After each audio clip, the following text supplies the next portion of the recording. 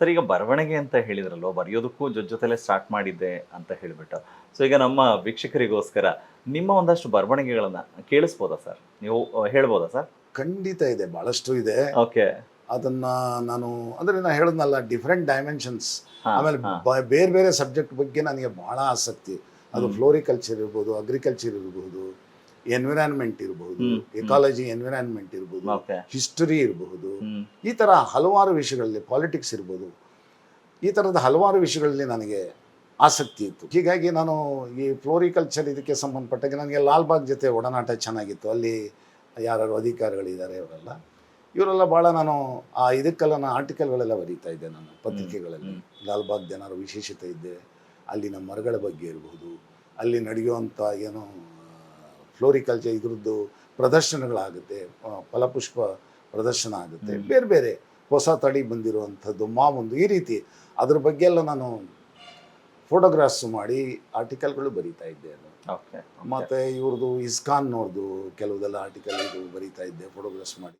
ಅವ್ರದ್ದು ಪಾಂಡವಪುರದ ಹತ್ರ ಅಂದರೆ ಮಂಡ್ಯದಲ್ಲಿ ಅವ್ರದ್ದೊಂದು 250 ಎಕರೆ 300 ಎಕರೆ ಏನೋ ಜಾಗ ನೋಡಿದ್ದೆ ನಾನಲ್ಲಿ. ಭಾಳ ಚೆನ್ನಾಗಿ ಮಾಡಿದ್ರು. ಅಲ್ಲಿ ಸ್ವಾಭಾವಿಕ ಸಹಜ ಕೃಷಿಯನ್ನು ಅಲ್ಲಿ ಮಾಡ್ತಾಯಿದ್ರು. ಮತ್ತು ಅಲ್ಲೇ ಒಂದು ಕೆರೆ ಇತ್ತು, ಕೆರೆಯನ್ನು ಬಳಸ್ಕೊಂಡು ಭಾಳ ಅಚ್ಚುಕಟ್ಟಾಗಿ ತುಂಬ ಚೆನ್ನಾಗಿ ಮಾಡ್ತಾಯಿದ್ರು. ಇದು 2005 2006 ನಾನು ಅಲ್ಲಿ ಖುದ್ದಾಗಿ ಅಲ್ಲಿ ಭೇಟಿ ಕೊಟ್ಟಿದ್ದೆ. ಯಾಕೆಂದರೆ ನನಗೆ ಇದೆಲ್ಲ ನೋಡಬೇಕು, ತಿಳ್ಕೊಳ್ಬೇಕು, ಜನಕ್ಕೆ ಕೊಡಬೇಕು ಆ ವಿಷಯ ಅನ್ನೋದೊಂದು ನನಗೆ ಆಸಕ್ತಿ ಇತ್ತು. ಹೀಗಾಗಿ ಅಲ್ಲಿದೆಲ್ಲ ಡಿಟೇಲ್ ವಿವರಣೆ ಎಲ್ಲ ಬರೆದು ಫೋಟೋಗ್ರಾಫ್ಸ್ ಎಲ್ಲ ಮಾಡಿ, ಮತ್ತು ಅಲ್ಲಿ ವೆಜಿಟೇಬಲ್ಸ್ ಎಲ್ಲ ಹೇಗೆ ಅವರು ನ್ಯಾಚುರಲಾಗಿ ಬೆಳೀತಾರೆ ಆ ತರಕಾರಿನೆಲ್ಲ ತೊಗೊಂಬಂದು ಇಲ್ಲಿ ಇಸ್ಕಾನ್ ರಾಜಾಜಿನಗರದಲ್ಲಿ ಧರಣಿ ಅಂತ ಒಂದು ಕೌಂಟ್ರ್ ಮಾಡಿದರು.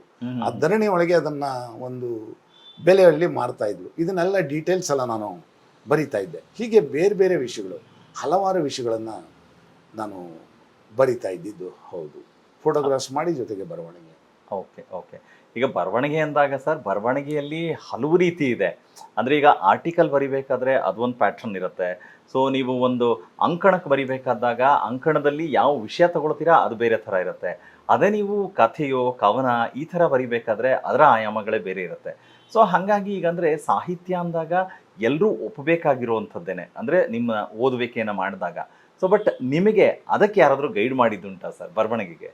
ಖಂಡಿತವಾಗ್ಲೂ ಯಾವುದಕ್ಕೂ ನಾನು ಯಾರೂ ಗೈಡ್ ಮಾಡಿಲ್ಲ. ಸರ್ ನಾನು ಅಲ್ಲ ಸರ್, ನಾನು ಏನು ಕೇಳಿದ್ರು ನತದೃಷ್ಟ ಏನೋ ಗೊತ್ತಿಲ್ಲ ನನಗೆ. ಎಂದು ಯಾರಿಗೂ ಗುರು ಸಿಕ್ಕಲೇ ಇಲ್ಲ ನನಗೆ. ಗುರು ನಾನು ಪ್ರಕೃತಿಯನ್ನೇ ಗುರು ಅಂತ ನಾನು ಹೇಳ್ತೀನಿ. ಎಲ್ಲೂ ಯಾವುದೂ ಸಿಕ್ಕಲಿಲ್ಲ, ಸಹಕಾರ ಅದೂ ಸಿಕ್ಕಲಿಲ್ಲ. ಆದರೆ ನಾನೇ ಹಾಗೇ ಮಾಡ್ತಾ ಬಂದೆ. ಓಕೆ ಸರ್, ಅದೇ ನಾನು ನಿಮಗೆ ಆಗಲೇ ಕೇಳಿದೆ, ನಮ್ಮ ವೀಕ್ಷಕರಿಗೋಸ್ಕರ ನೀವು ಬರೆದಂಥ ಯಾವುದಾದ್ರೂ ಕವನನೋ ಅಥವಾ ಚುಟ್ಕೋ ಏನಾದರೂ ನೀವು ಓದ್ಬೋದಾ ಸರ್? ಖಂಡಿತ ಖಂಡಿತ, ಪ್ಲೀಸ್ ಸರ್. ಅಂದರೆ ಸಾಹಿತ್ಯದಲ್ಲಿ ಮತ್ತೆ ಅದರಲ್ಲಿ ನಾನು ಹಲವಾರು ಡೈಮೆನ್ಷನ್ನ ಆಯಾಮಗಳನ್ನು ನೋಡೋದಕ್ಕೆ ಪ್ರಯತ್ನ ಮಾಡ್ತೀನಿ. ಈ ರೀತಿಯಲ್ಲಿ ಚುಟುಕದ ರೂಪದಲ್ಲಿರ್ಬೋದು, ಸಣ್ಣ ಸಣ್ಣ ಕವನದ ರೂಪದಲ್ಲಿರ್ಬೋದು, ಹಾಡಿನ ರೂಪದಲ್ಲಿರ್ಬೋದು. ಮತ್ತು ಒಂದು ಕಾಲದಲ್ಲಿ ಲಾವಣಿ ಬಹಳ ಪ್ರಾಮುಖ್ಯತೆ ಪಡೆದಿತ್ತು. ಏಕೆಂದರೆ ಮೆಸೇಜನ್ನು ಬಹಳ ಬೇಗ ಸಂದೇಶವನ್ನು ಕೊಡಬೇಕು ಅಂದರೆ ಮತ್ತು ವಿವರಣೆಯನ್ನು ಕೊಡಬೇಕಾದ್ರೆ ಆ ಒಂದು ದಾಟಿ ಏನಿದೆ, ಲಾವಣಿ ದಾಟಿ, ಇದು ಬಹಳ ಪ್ರಮುಖವಾಗಿತ್ತು. ಈ ಲಾವಣಿ ರೂಪದಲ್ಲಿ ಹಲವಾರು ಬರೆದಿದ್ದೀನಿ. ಬೇರೆ ಬೇರೆ ಮಾತು ಜನರಲ್ ಆಗಿರುವಂಥದ್ದು, ಸರ್ವೇ ಸಾಮಾನ್ಯವಾಗಿರುವಂಥ ಶೈಲಿಯಲ್ಲಿ ಹಾಡುಗಳನ್ನು ಕೂಡ ಬರೆದಿದ್ದೀನಿ. ಈ ಚುಟುಕ ಸಣ್ಣ ಕವನ ಅಂತ ಹೋದಾಗ ನಮ್ಮ ಭಾವನೆಗಳು, ಅಂದರೆ ದಿನನಿತ್ಯ ನಾವು ನಡೆಯುವಂಥದ್ದು, ನಮ್ಮಲ್ಲಿ ಸುತ್ತಮುತ್ತ ಆಗುವಂಥ ಘಟನೆಗಳು, ನಮ್ಮ ಸಮಾಜ ಹೇಗಿದೆ ಅಂತ ಹೇಳಬೇಕಾದಾಗ ಹಲವಾರು ರೀತಿ, ನೂರಾರು ಆ ರೀತಿಯನ್ನು ಬರೆದಿದ್ದೀನಿ. ಮತ್ತು ಕೆಲವು ಸರಿ ನಮ್ಗೆ ಅನಿಸುತ್ತೆ, ಒಂದಷ್ಟು ನಾವು ತಿಳ್ಕೊಂಡಾಗ ಎಲ್ಲ ನಮ್ಗೆ ಅನಿಸುತ್ತೆ ಏನೋ ಭಾಳಷ್ಟು ನಾವು ತಿಳ್ಕೊಂಬಿಟ್ಟಿದ್ದೀವೇನೋ ಅಂತ ಅನಿಸುತ್ತೆ. ಆಗ ನನ್ನ ಮನಸ್ಸು ಅನಿಸುತ್ತೆ, ತಿಳಿದೇನೆಂತೆನ್ನುವಂತಿಲ್ಲ, ತಿಳಿದಷ್ಟೇ ಸಾಕೆನ್ನುವಂತಿಲ್ಲ, ತಿಳಿದೇನೆಂತೆನ್ನುವಂತಿಲ್ಲ, ತಿಳಿದಷ್ಟೇ ಸಾಕೆನ್ನುವಂತಿಲ್ಲ, ತಿಳಿಯುತ್ತಾ ಹೋದೆಂತಲ್ಲ, ತಿಳುವಳಿಕೆಯ ಕೊರತೆ ತಿಳಿಯುವುದು ಮನವೇ. ನಮ್ಮಲ್ಲಿ ಅಂದರೆ ನಮ್ಮಲ್ಲಿ ಎಷ್ಟು ಕೊರತೆ ಇದೆ ಅಂತ ಹೇಳಿದಾಗ ಒಂದಷ್ಟು ನಾವು ತಿಳ್ಕೊಂಡಾಗ ಮಾತ್ರ ಗೊತ್ತಾಗತ್ತೆ ನಾವೇನೂ ಅಲ್ಲ ಅಂಥೇಳಿ. ಆ ಒಂದು ಅರ್ಥದಲ್ಲಿ ನಾನು ಈ ಒಂದು ಚುಟುಕದ ರೂಪದಲ್ಲಿ ಒಂದು ಕವನವನ್ನು ಬರೆದಿದ್ದೇನೆ. ಹಾಗೆ ಹಲವಾರು, ನಾವು ಎಷ್ಟೋ ಚರ್ಚೆಗಳನ್ನು ಮಾಡ್ತಾ ಇರ್ತೀವಿ, ಅದು ಸರ್ಕಾರದ ಲೆವೆಲಲ್ಲಿರಬಹುದು, ಬೇರೆ ಬೇರೆ ತರಹದಲ್ಲಿರಬಹುದು. ಯಾವುದೋ ಒಂದು ಉತ್ತಮವಾದಂಥ ಒಂದು ಕೆಲಸ ಮಾಡಬೇಕು, ಯೋಜನೆ ಮಾಡಬೇಕು ಅಂತ ಹೊರಟಾಗ ಹಲವಾರು ಚರ್ಚೆಗಳಾಗುತ್ತೆ. ಅದರಲ್ಲಿ ಕೆಲವ್ರಿಗೆ, ಭಾಳಷ್ಟು ಜನಕ್ಕೆ ಇಷ್ಟ ಇಲ್ಲದೆ ಇರ್ಬೋದು, ಕೆಲವ್ರಿಗೆ ಇಷ್ಟ ಇರಬಹುದು, ಹೇಳಲಿಕ್ಕಾಗಲ್ಲ. ಇಂಥ ಪರಿಸ್ಥಿತಿಯಲ್ಲಿ ಆ ಒಂದು ಪರಿಸರ ಹೇಗಿರುತ್ತೆ, ಕೆಲವ್ರಿಗೆ ಇಷ್ಟ ಇರುತ್ತೆ, ಕೆಲವ್ರಿಗೆ ಇಷ್ಟ ಇರೋದಿಲ್ಲ. ಆಗ ಹೇಗಿರುತ್ತೆ ಅನ್ನೋದಕ್ಕೆ ಒಂದು ಸಣ್ಣದಾಗಿ ಒಂದು ಚುಟುಕು ಟೈಪಲ್ಲಿ ಬರೆದಿದ್ದೀನಿ. ಹೇಳಿ ಸರ್. ದತ್ತ ಹೇಳಿದನೊಂದು, ದತ್ತ ಹೇಳಿದನೊಂದು, ಮುತ್ತ ಹೇಳಿದನಿನ್ನೊಂದು, ದತ್ತ ಹೇಳಿದನೊಂದು, ಮುತ್ತ ಹೇಳಿದನೆಂದು ಇನ್ನೊಂದು, ಗೊತ್ತು ಗುರಿಯಿಲ್ಲದ ಮಾತು ಮತ್ತೆಲ್ಲೋ ಹೋಗಿತ್ತು, ಸತ್ಯ ಎನ್ನುವ ವಿಷಯ ನಿಜಕ್ಕೂ ಸತ್ತಿತ್ತೋ ಮನವೇ. ಹಾಂ. ದತ್ತ ಒಂದು ಹೇಳ್ದ, ಮುತ್ತ ಇನ್ನೊಂದು ಹೇಳ್ದ, ಇವನಿಗೂ ಬೇಕಿಲ್ಲ ಅವನಿಗೂ ಬೇಕಿಲ್ಲ, ನಿಜವಾದ ಕೆಲಸ ಮಾಡೋದು ಬೇಕಾಗಿಲ್ಲ, ಇವನೊಂದು ಹೇಳ್ದ ಅವನೊಂದು ಹೇಳ್ದ. ದತ್ತ ಹೇಳಿದನೊಂದು, ಮುತ್ತ ಹೇಳಿದನು ಇನ್ನೊಂದು, ಗೊತ್ತು ಗುರಿಯಿಲ್ಲದ ಮಾತು ಮತ್ತೆಲ್ಲೋ ಹೋಗಿತ್ತು. ಯಾವುದು ವಿಷಯನ ಫೋಕಸ್ ಆಗಬೇಕಿತ್ತು, ಯಾವ ವಿಷಯವನ್ನು ನಿಜವಾಗ್ಲೂ ಚರ್ಚೆ ಮಾಡಬೇಕಿತ್ತು, ಅದಿಲ್ಲ, ಇನ್ನೆಲ್ಲೋ ಹೋಯಿತು. ಕಡೆಗೇನಾಯಿತು, ಗೊತ್ತು ಗುರಿಯಿಲ್ಲದ ಮಾತು ಮತ್ತೆಲ್ಲೋ ಹೋಗಿತ್ತು, ಸತ್ಯ ಎನ್ನುವ ವಿಷಯ ನಿಜವಾದ್ದು ಏನು ಮಾಡಬೇಕಾಗಿತ್ತು ಸತ್ತಿತೋ ಮನವೇ ಅಂತ ಹೇಳಿ ಬರೀತೀನಿ. ಹೀಗೆ ಹಲವಾರು ರೀತಿಯಲ್ಲಿ ನಾನು ಚುಟುಕದ ರೂಪದಲ್ಲಿ ಬೇರೆ ಬೇರೆ ತರಹದಲ್ಲಿ ನಾನು ಬರೆದಿದ್ದೀನಿ ಅಂತ ಹೇಳ್ಬೋದು. ಇನ್ನೊಂದು ಹಲವಾರಿದೆ. ಸ್ವಾತಂತ್ರ್ಯಕ್ಕೆ ಸಂಬಂಧಪಟ್ಟಿದ್ದು ಹೇಳಬೇಕು ಅಂತಂದರೆ, ಸ್ವಾತಂತ್ರ್ಯ ಗಳಿಸುವಲ್ಲಿ ವಿಶ್ರಾಂತಿ ಎಲ್ಲಿತ್ತು, ಸ್ವಾತಂತ್ರ್ಯ ಗಳಿಸುವಲ್ಲಿ ವಿಶ್ರಾಂತಿ ಎಲ್ಲಿತ್ತು, ಶಾಂತಿ ಶಾಂತಿ ಎನ್ನುವ ಕೂಗಿದ್ದಾಗ ಕ್ರಾಂತಿ ಕ್ರಾಂತಿ ಎನ್ನುವ ಕೂಗು ಇತ್ತು. ಶಾಂತಿ ಶಾಂತಿ ಎನ್ನುವ ಕೂಗಿದ್ದಾಗ ಕ್ರಾಂತಿ ಕ್ರಾಂತಿ ಎನ್ನುವ ಕೂಗು ಇತ್ತು. ಶಾಂತಿ ಶಾಂತಿಯಿಂದ ಮಾತ್ರ ಸ್ವಾತಂತ್ರ್ಯ ಸಾಧ್ಯ ಎನ್ನುವ ಭ್ರಾಂತಿ ಹೋಗಿ ಕ್ರಾಂತಿ ಕ್ರಾಂತಿ ಎನ್ನುವ ಕೂಗಿನಲ್ಲಿ ಕಾಂತಿ ಕಂಡಿತ್ತು. ವಾಸ್ತವ ಸಂಗತಿಯನ್ನು ಈ ರೀತಿಯಲ್ಲಿ ಎತ್ತಿ ಹಿಡಿಯುವಂಥ ಒಂದು ಪ್ರಯತ್ನ. ಈ ರೀತಿ ಹಲವಾರು ಒಂದಷ್ಟು ಚುಟುಕುಗಳನ್ನು 100 ಇದೆ. ಚೆನ್ನಾಗಿದೆ, ಬಹಳ ಚೆನ್ನಾಗಿದೆ. ಹೀಗೆ ನೀವು ವಿಶೇಷವಾಗಿ ಅದೇ ಅಕ್ಷರ ಪ್ರಯೋಗಗಳನ್ನು ಮಾಡೋದಿದೆಯಲ್ಲ, ಆ ಥರದ್ದು ಒಂದು ಹೇಳ್ತಾ ಇದ್ರಲ್ಲ ಸರ್, ದಯವಿಟ್ಟು ಅದನ್ನು ಹೇಳಿ ಸರ್. ಅಂದರೆ ಈಗ ಒಂದು ಯಾವುದೇ ಒಂದು ವಿಷಯನ ತಗೊಂಡಾಗ ನಮ್ಮ ಕನ್ನಡದಲ್ಲಿ ಯಾವ್ಯಾವ ರೀತಿ ಪ್ರಯೋಗ ಮಾಡ್ಬೋದು ಅಂತ ಹೇಳಿ, ಅದರಲ್ಲಿ ಒಂದು ಸಬ್ಜೆಕ್ಟ್ ಅಂತ ತಗೊಂಡಾಗ ಅದರಲ್ಲಿ ಈಗ ಒಂದು ಉದಾಹರಣೆ ಅಂತಂದರೆ ಕನ್ನಡ ಅಂತ ಹೇಳಿದಾಗ ಕನ್ನಡದ ಬಗ್ಗೆ ಒಂದಷ್ಟು ವಿವರಣೆಯನ್ನು ಕೊಡಬೇಕು. ಆ ಕಕಾರದಿಂದ ಈಚೆ ಪ್ರತಿಯೊಂದು ಪದವೂ ಕೂಡ ಆಕಾರ ಅದರಿಂದನೇ ಪ್ರಾರಂಭ, ಆ ಅಕ್ಷರದಿಂದನೇ ಪ್ರಾರಂಭಬೇಕು. ಆ ರೀತಿಯಲ್ಲಿ ಸಾಕಷ್ಟು ಪ್ರಯೋಗಗಳನ್ನು ಮಾಡಿದ್ದೀನಿ, ಸಾಕಷ್ಟಿದೆ. ಅದು ಅದರಲ್ಲಿ ಒಂದು ಓದೋದಕ್ಕೆ ಪ್ರಯತ್ನ ಮಾಡ್ತೀನಿ. ಕರ್ನಾಟಕ ಕನ್ನಡ ತಾಯಿಯ ಕರುಣಾಶೀರ್ವಾದದಿಂದ ಕರುನಾಡಾಯಿತು, ಕನ್ನಡ ತಾಯಿಯ ಕರುಣಾಶೀರ್ವಾದದಿಂದ ಕರುನಾಡಾಯಿತು. ಕನ್ನಡ ಕಲಿಗಳು ಖಡ್ಗವೀರರು, ಕರವೀರರು, ಕಠಾರಿ ವೀರರು, ಕಾಲದಿ ಚೆಚ್ಚಿನಿಂದ ಕಾದಾಡಿ ಕಟ್ಟಿದ ಕರುನಾಡು. ಕಾನನ ಕಗ್ಗಾಡು ಕಾಂತಾರಗಳಿಂದ ಕವಲಿನ ಕಣಿವೆ ಕಣಜಗಳಿಂದ ಕೂಡಿದ ಕರುನಾಡು. ಕಡಲಿನಿಂದ ಕೆರೆ ಕಾಲುವೆ ಕಾರಂಜಿಗಳಿಂದ ಕಂಗೊಳಿಪ ಕರುನಾಡು. ಕಲಾರಸಿಕರಿಂದ ಕಲಾ ಮಾಧ್ಯಮದ ಶ್ರೀಮಂತಿಕೆಯಿಂದ ಕೂಡಿದ ಕೌತುಕದ ಕರುನಾಡು. ಕಲ್ಲಿನಲ್ಲಿ ಕೊರೆದು ಕೆತ್ತಿದ ಕಣ್ಣು ಕುಕ್ಕುವ ಕಲಾಕೌಶಲ್ಯದ ಕಲಾಕೃತಿಗಳ ಕರುನಾಡು. ಕಾವ್ಯಧಾರೆಯ ಕಥೆ ಕವನ ಕೃತಿ ಶ್ರೀಮಂತಿಕೆಯ ಕಸ್ತೂರಿ ಕನ್ನಡದ ನಮ್ಮ ಕರುನಾಡು. ಹೀಗೆ ಧನ್ಯವಾದ. ಹಲವಾರು ತರಹದಲ್ಲಿ ಬರೆದಿರುವಂಥದ್ದಿದೆ. ಮತ್ತೊಂದು, ನಾವು ಪರಿಸರದ ಬಗ್ಗೆ ನಾವು ಹೇಳ್ತಾ ಹೋಗ್ತಿದ್ದಾಗ ಈ ಎಂಡೇಂಜರ್ಡ್ ಸ್ಪೀಸೀಸ್ ಅಂತ ನಾವು ಹೇಳ್ತೀವಿ. ಅಂದರೆ ಅಂತಿಮ ಘಟ್ಟದಲ್ಲಿ ಇರುವಂತಹ ಯಾವುದು ಜೀವ ಸಂಕುಲಗಳು ಏನಿದೆ ಅಂತ ಹೇಳಿ, ನಾವು ಇವಾಗ ಗುಬಚ್ಚಿನ ನೋಡೋಕ್ಕಾಗ್ತಿಲ್ಲ, ಅದರ ಸಂತತಿ ಹೋಗ್ತಾ ಇದೆ. ಆಗ ಎಲ್ಲೋ ಒಂದು ಕಡೆ ನನ್ನ ಮನಸ್ಸಿನಲ್ಲಿ ಅನಿಸಿದ್ದನ್ನು ನಾನು ಬರಿತೀನಿ, ಅದರ ಬಗ್ಗೆ ಲೇಖನ ಎಲ್ಲ ಬರೆದಿದ್ದೀನಿ.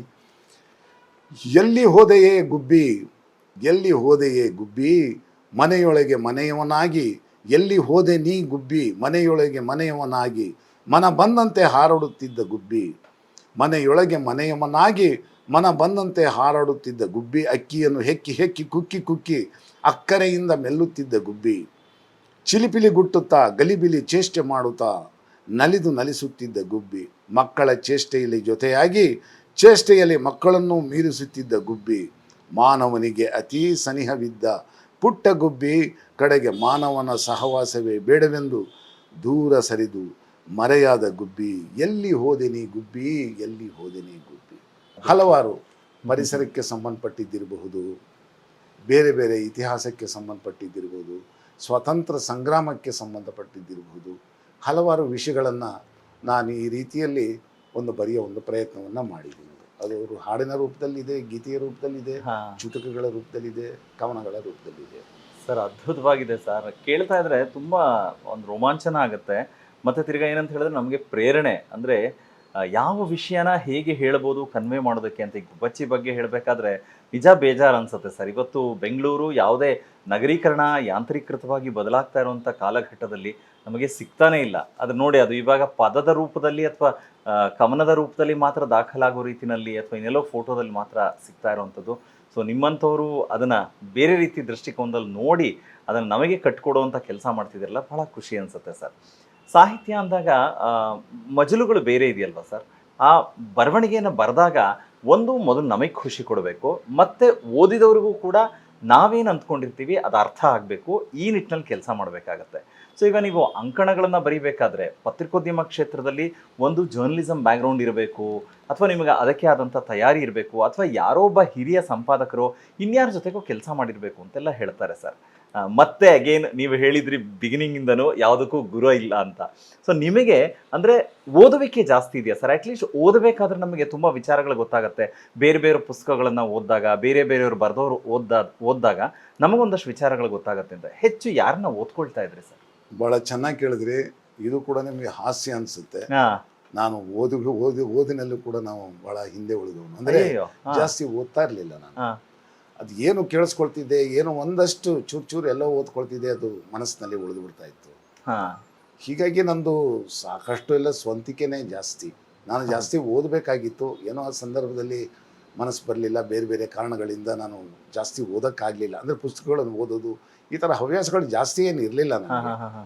ಒಂದು ವಿಷಯನ ನಾನು ಗ್ರಹಿಸಿ ಮಾಡಬೇಕು ಅಂತ ಹೋದ ಕೆಲವಷ್ಟೇ ವಿಷಯಗಳನ್ನು ಇಟ್ಕೊಂಡು ಅದ್ರ ಬಗ್ಗೆ ಬಹಳ ಬೇಗ ನಾನು ತಿಳ್ಕೊಳ್ಳೋದಕ್ಕೆ ಪ್ರಯತ್ನ ಮಾಡ್ತಿದ್ದೆ. ಅದು ಆಗ್ಬಿಡ್ತಾ ಇತ್ತು. ಅದಕ್ಕೆ ತುಂಬ ನಾನು ಅದಕ್ಕೇನು ವರ್ಕೇನು ಮಾಡ್ತಾ ಇರಲಿಲ್ಲ.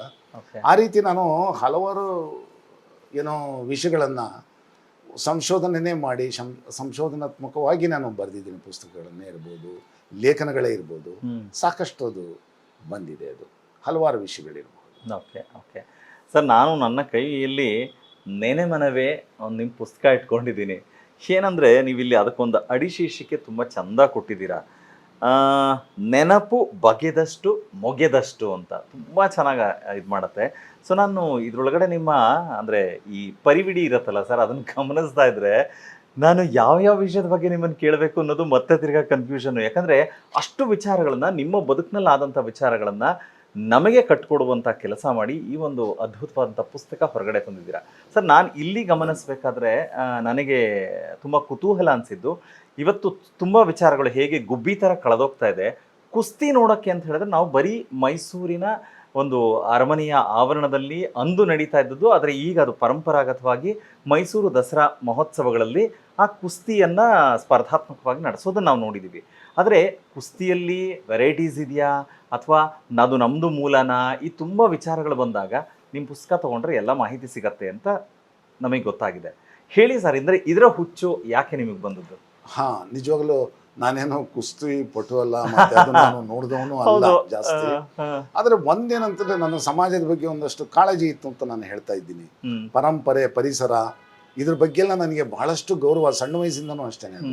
ನಮ್ಮ ಸಂಸ್ಕೃತಿ, ಪರಂಪರೆ, ಇದ್ರ ಬಗ್ಗೆ ಎಲ್ಲ ನಾವು ಮಾತನಾಡ್ತಿದ್ದಾಗಲ್ಲ, ನಾನು ಕುಸ್ತಿಯಿಂದ ನಾನು ನೋಡಿರಲಿಲ್ಲ, ಅದ್ರ ಬಗ್ಗೆ ನನಗೆ ಆಸಕ್ತಿನೂ ಇರಲಿಲ್ಲ.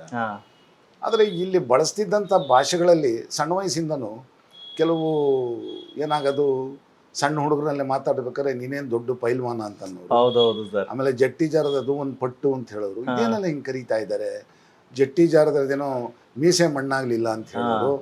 ಆಮೇಲೆ ಅನಾಮತ್ ಎತ್ತು ಬಿಡ್ತೀನಿ. ಈ ಪದಗಳೆಲ್ಲ ಎಲ್ಲಿ ಬಂತು, ಯಾಕೆ ಬಂತು, ಇವೆಲ್ಲ ನನಗೆ ಆಶ್ಚರ್ಯ ಮೂಡಿಸ್ತಾ ಇತ್ತು. ಎಲ್ಲಿಂದ ಬಂತು ಇದು, ಯಾಕೆ ಈ ಥರ ಎಲ್ಲ ಇಷ್ಟೊಂದು ಬಳಸ್ತಾರಲ್ಲ, ಇದು ಹೊಸದಾಗಿ ಕಾಣಿಸ್ತಿದೆಯಲ್ಲ ಅಂತ. ಆಮೇಲೆ ನೋಡಿದ್ರೆ ಪ್ರತಿ ಹಂತದಲ್ಲೂ ಕೂಡ ಈ ಥರದ್ದು ಮಲ್ಲಯುದ್ಧಕ್ಕೆ ಸಂಬಂಧಪಟ್ಟಿದ್ದ ಹಲವಾರು ಪದಗಳು ವಿಪರೀತ ಇದೆ. ಇದೆಲ್ಲ ನನಗೆ ಕುತೂಹಲ ಕೆರಳಿಸ್ತು.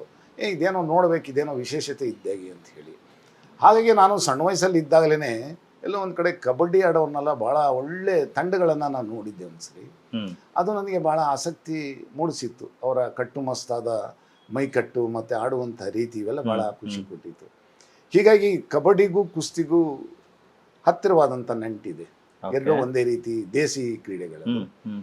ಸರಿ, ಅದ್ರ ಬಗ್ಗೆ ಒಂದಷ್ಟು ಅಧ್ಯಯನ ಮಾಡೋಣ ಅಂಥೇಳಿ, ಮತ್ತು ಯಾರೂ ಈ ಸಬ್ಜೆಕ್ಟನ್ನು ಮುಟ್ತಾ ಇಲ್ವಲ್ಲ, ಯಾಕೆ ಇದು ಅಂಥೇಳಿನೂ ಅನ್ನಿಸ್ತು.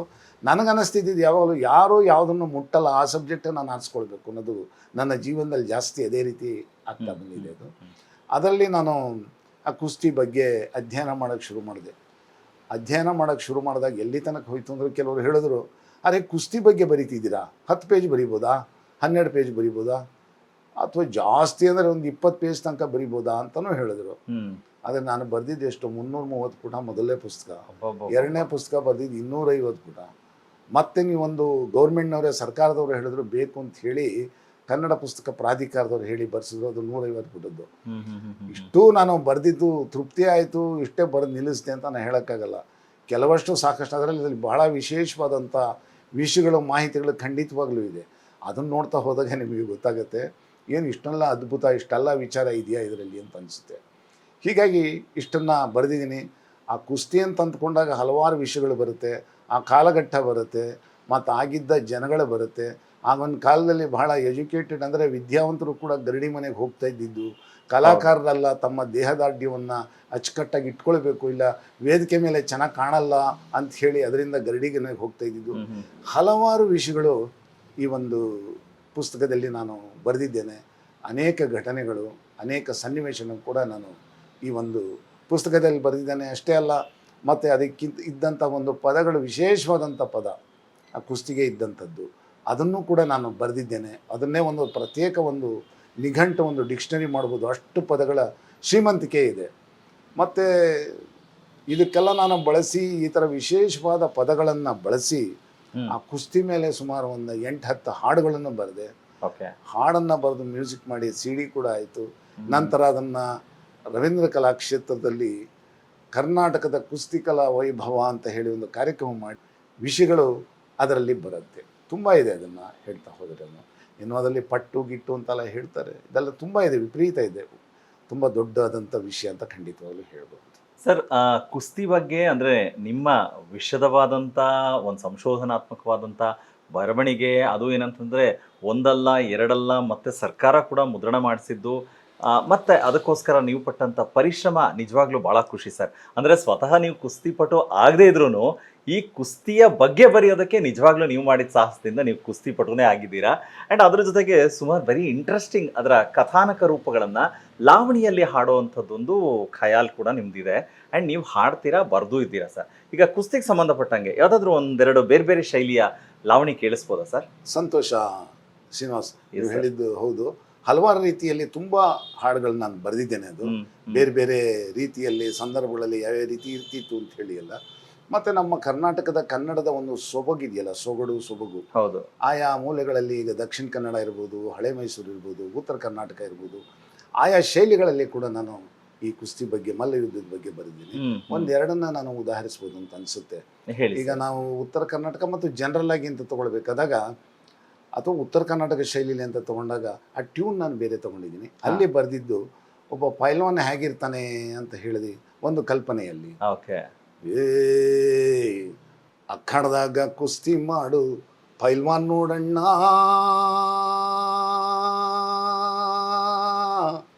ಉಖಾಡೆತ್ತಿ ಹೋಗಿ ಮಲ್ಲನ ಚಂದ ಕಾಣಣ್ಣ, ಕಡದಾಗ ಕುಸ್ತಿ ಮಾಡು ಪೈಲ್ವಾನ್ ನೋಡಣ್ಣ, ಉಕ್ಕಾಡೆತ್ತಿ ಹೋಗ್ಯೋ ಮಲ್ಲನ್ ಚಂದ ಕಾಣಣ್ಣ, ಮೋಡಿ ಮಾಡಿ ಡಾವ್ ಮಾಡೋ ಅಂದ ನೋಡಣ್ಣ, ಇವ ಖಾಡ ಕಾಡಿ ಕುಸ್ತಿಗೆ ಎಂದು ಸೈಯಣ್ಣ. ಕಡದಾಗ ಕುಸ್ತಿ ಮಾಡು ಪೈಲ್ವಾನ್ ನೋಡಣ್ಣ, ಉಕ್ಕಾಡೆತ್ತಿ ಹೋಗ್ಯೋ ಮಲ್ಲನ್ ಚಂದ ಕಾಣಣ್ಣ, ಬಗಲಿ ನುಗ್ಗೋ ಡಾವ್ಗಿ ಒಬ್ಬ ಗುದ್ದಿಲ್ಲಣ್ಣ. ಹೇಳಪ್ಪ, ಬಗಲಿ ನುಗ್ಗೋ ಡಾವ್ಗಿ ಒಬ್ಬ ಗುದ್ದಿಲ್ಲಣ್ಣ, ಮುಗ್ಗಿ ಬಗ್ಗಿ ಇವ ಹೊಳ್ಳುತ್ತಾನಣ್ಣ, ಬಗಲಿ ನುಗ್ಗೋ ಡಾವ್ಗಿ ಒಬ್ಬ ಗುದ್ದಿಲ್ಲಣ್ಣ, ಮುಗ್ಗಿ ಬಗ್ಗಿ ಜಗ್ಗಿ ಇವ ಹೊಳ್ಳುತ್ತಾನಣ್ಣ, ಆಹಾ ಇನ್ನದ್ರೊಳಗ ಡಾವು ಮಾಡುತ್ತಾನಣ್ಣ, ಆಹಾ ಇನ್ನದ್ರೊಳಗ ಡಾವು ಮಾಡುತ್ತಾನಣ್ಣ, ಓಹೋ ಅನ್ನೋದ್ರೊಳಗ ಏನಪ್ಪ ಅದು, ಓಹೋ ಅನ್ನೋದ್ರೊಳಗ ಆಕಾಶ ತೋರಿಸ್ತಾನಣ್ಣ. ಹೇ ಅಕ್ಕಡದಾಗ ಕುಸ್ತಿ ಮಾಡು ಪೈಲ್ವಾನ್ ನೋಡಣ್ಣ, ಉಕ್ಕಾಡೆತ್ತಿ ಒಗ್ಯೋ ಮಲ್ಲ ಚಂದ ಕಾಣಣ್ಣ. ಇದು ಬಹಳ ದೊಡ್ಡದಾಗಿದೆ. ಮತ್ತು ಕುಸ್ತಿಯಲ್ಲಿ ಇದು ಗ್ರಾಮೀಣ ಸೊಗಡಿನಲ್ಲಿ ಒಂಥರ ಟೆಕ್ನಿಕಲ್ ವರ್ಡ್ಸ್ ಇದು. ಅಖಾಡದಾಗ ಕುಸ್ತಿ ಮಾಡೋ ಪೈಲ್ವಾನ್ ನೋಡೋಣ, ಉಖಾಡೆತ್ತಿ ಒಗ್ಯೋ ಮಲ್ಲನ ಚಂದ ಕಾಣೋಣ. ಉಖಾಡ ಅನ್ನೋದು ಒಂದು ಪದ. ಕುಸ್ತಿ ಆಡ್ತಿದ್ದಾಗೆ ಅನಾಮತ್ ಎತ್ಬಿಟ್ಟು ಹಾಗೆ ಕುಕ್ತಾರೆ, ಅದಕ್ಕೆ ಉಖಾಡ್ ಅಂತ ಹೇಳ್ತಾರೆ. ಮೋಡಿ ಮಾಡಿ ಡಾವ್ ಮಾಡೋ ಅಂದ ನೋಡೋಣ, ಇವಾಗ ಖಾಡ ಕಾಡಿ ಕುಸ್ತಿಗೆ ಎಂದು ಸೈಣ. ಮೋಡಿ ಮಾಡಿ ಅಂತ ಹೇಳಿದ್ರೆ ಪ್ರತಿಯೊಂದು ಆಟದಲ್ಲೂ ಅಷ್ಟೇ ಎದುರಾಳಿಯನ್ನ ಹೇಗೆ ಒಂದು ರೀತಿ ಆಟ ಆಡಿಸಿ ಅವನು ಗೊತ್ತಿಲ್ಲದೆ ಇದ್ದಂಗೆ ಮಾಡಿ ಅವನನ್ನ ಸೋಲನ್ನ ಕಾಣಿಸ್ತಾರೆ. ಅದು ಒಂದು ಚಮಕ್ ಅಂತ ಹೇಳ್ತಾರೆ. ಅದು ಚಾಕಚಕ್ಯತೆಯಿಂದ, ಚಾಕಚಕ್ಯತೆ is the right word, correct ಪದ ಅದು. ಅದರಿಂದ ಹೇಗೆ ಮಾಡ್ತಾರೆ, ಅದಕ್ಕೆ ಮೋಡಿ ಮಾಡಿ ಡಾವ್ ಮಾಡು ಅಂದ ನೋಡಣ್ಣ ಇವಾಗ ಕಾಡಿಗೆ ಅಂದರೆ ಖಡಕ್ಕಾದ ಕುಸ್ತಿ, ಗಟ್ಟಿಯಾದ ಕುಸ್ತಿಗೆ ಇವನು ಎಂದಿಗೂ ಸೈ ಅಂತ. ಆಕಾಶ ತೋರಿಸ್ತಾನಣ್ಣ ಅಂತಂದರೆ ಸೋಲಿಸ್ಬಿಟ್ಟ ಅಂತ ಅರ್ಥ. ಈ ಥರದ್ದು ಹಲವಾರು ಪದಗಳು, ಅದರದೇ ಆದಂಥ ಪದಗಳಿದೆ. ಅದನ್ನೆಲ್ಲ ಬಳಸಿ ಇದು ಹಾಡು ದೊಡ್ಡದಾಗಿದೆ. ನಾನು ಒಂದು ಉದಾಹರಣೆಗೆ ಇದೊಂದು ಹೇಳಿದ್ದೀನಿ, ಜಸ್ಟ್ ಒಂದು ಸ್ಯಾಂಪಲ್ ಝಲಕ್ ಕೇಳಿಸಿದ್ದೀರಾ. ಝಲಕ್. ಓಕೆ ಸರ್, ಇನ್ನು ನಾವು ಅಂದರೆ ಈ ಮಂಡ್ಯ ಸೈಡು ಅಥವಾ ಉತ್ತರ ಕರ್ನಾಟಕ ಬಿಟ್ಟು ಬೇರೆ ರೀತಿಯ ಕನ್ನಡವನ್ನು ಬಳಸೋದಾದರೆ ಅದರಲ್ಲೂ ಒಂದು ಕೇಳಿಸಿ ಸರ್. ಅದು ಖಂಡಿತ. ಈಗ ಹಳ್ಳಿಗಳ ಕಡೆ ಆ ಕಾಲದಲ್ಲಿ ಕುಸ್ತಿ ಹೇಗಿರ್ತಿತ್ತು ಅಂತ ಹೇಳಿ ಇದಕ್ಕೆ ಭಾಳ ಕಥೆಗಳಿದೆ, ಭಾಳಷ್ಟಿದೆ. ಅದರಲ್ಲಿ ಒಬ್ಬ ಕುಸ್ತಿ ಪೈಲ್ವಾನ್ ಭಾಳ ಎಲ್ಲ ಕಡೆಯಿಂದನೂ ಎಲ್ಲರನ್ನೂ ಸೋಲಿಸ್ಬಿಟ್ಟು ಬರ್ತಾನೆ, ಬಹಳ ದೊಡ್ಡ ಜಟ್ಟಿ. ಅವ್ನಿಗೆ ಯಾರಿಗೂ ಸೋಲ್ಸೋಕ್ಕಾಗಲ್ಲ. ಯಾವುದೋ ಒಂದು ಹಳ್ಳಿಗೆ ಬರ್ತಾನೆ. ಹಳ್ಳಿಗೆ ಬಂದಾಗ ಊರಿನವ್ರಿಗೆಲ್ಲ ಭಾಳ ವ್ಯಥೆ ಆಗುತ್ತೆ, ಏನಪ್ಪ ಮಾಡೋದು, ಇವನಿಗೆ ಒಬ್ಬ ಸರಿಯಾದ ನಾವು ಪೈಲ್ವಾನ್ನ ಒದಗಿಸ್ಲಿಲ್ಲ ಅಂತ ಹೇಳಿದ್ರೆ ನಮ್ಮೂರು ಮರ್ಯಾದೆ ಹೊರಟೋಗ್ಬಿಡುತ್ತೆ ಅಂಥೇಳಿ ಅಂದಾಗ ಆ ಪರಿಸ್ಥಿತಿ ಹೇಗಿತ್ತು ಅನ್ನೋದಕ್ಕೆ ಒಂದು ಹಾಡನ್ನು ಬರೆದಿದ್ದೆ ನಾನು, ಮಂಡ್ಯ ಸ್ಟೈಲಲ್ಲಿ ಅಂತ. ನಮ್ಮೂರು ಜಾತ್ರೆ ಕುಸ್ತಿಗೆಂದೆ ಬಂದಿದ್ದ ಒಬ್ಬ ಜಟ್ಟಿ, ನಮ್ಮೂರು ಜಾತ್ರೆ ಕುಸ್ತಿಗೆಂದೆ ಬಂದಿದ್ದ ಒಬ್ಬ ಜಟ್ಟಿ, ಬಾರಿ ಬಾರಿ ಪೈಲ್ವಾನ್ಗಳಿಗೆ ಮಟ್ಟಿಲ್ಲದ್ನಿ ಜಟ್ಟಿ, ಬಾರಿ ಬಾರಿ ಪೈಲ್ವಾನ್ಗಳಿಗೆ ಮಟ್ಟಿಲ್ಲದ್ನಿ ಜಟ್ಟಿ ಜಟ್ಟಿ, ನಮ್ಮೂರು ಜಾತ್ರೆ ಕುಸ್ತಿಗೆ ಬಂದಿದ್ದ ಒಬ್ಬ ಜಟ್ಟಿ. ಕುಸ್ತಿ ನಡೆಯೋ ಬೋಮುಂದ್ಕೇನೆ ಜನ್ನ ಜಮ್ಮಾಯಿಸಿತ್ತು, ಕುಸ್ತಿ ನಡೆಯೋ ಬೋಮುಂದ್ಕೇನೆ ಜನ್ನ ಜಮ್ಮಾಯಿಸಿತ್ತು, ಕಣ್ಕಂಡು ಕಾಯ್ತಾ ಇತ್ತು ಹೆಂಗೈತೋ ಗಮ್ಮತ್ತು, ರಟ್ಟೆ ಮೀಸೆ ಪೈಲ್ವಾನ್ಗೋಳ ಹಿಂದು ಹಿಂದೆ ಇತ್ತು, ರಟ್ಟೆ ಮೀಸೆ ಪೈಲ್ವಾನ್ಗೋಳ ಹಿಂದು ಹಿಂದೆ ಇತ್ತು, ಜಟ್ಟಿ ಮಣ್ಣು ಮುಕ್ಕಿಸ್ತೀವಂತ ಜಂಬ ಕೊಚ್ಕೊಳ್ತಿತ್ತು, ನಮ್ಮೂರು ಜಾತ್ರೆ ಕುಸ್ತಿಗೆ ಅಂದೆ ಬಂದಿದ್ದ ಒಬ್ಬ ಜಟ್ಟಿ, ನಮ್ಮೂರು ಜಾತ್ರೆ ಕುಸ್ತಿಗೆ ಅಂದೆ ಬಂದಿದ್ದ ಒಬ್ಬ ಜಟ್ಟಿ.